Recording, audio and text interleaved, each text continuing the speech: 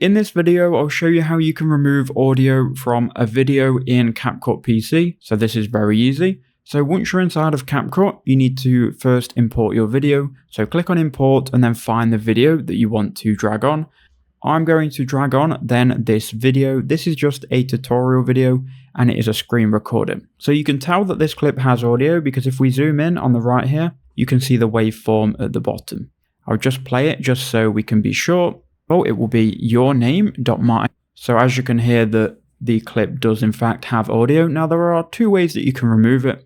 The first way, you can click on the clip, you can right click, you can then click extract audio. That will extract the audio to a different layer. You can then right click and then click delete and then you will have removed all audio. The other alternative way, and maybe a simpler way, is to click on the clip, then go to audio in the top right hand corner, and then you can turn the volume all the way down. So that's how you would do it. Those are two ways. I hope that helped.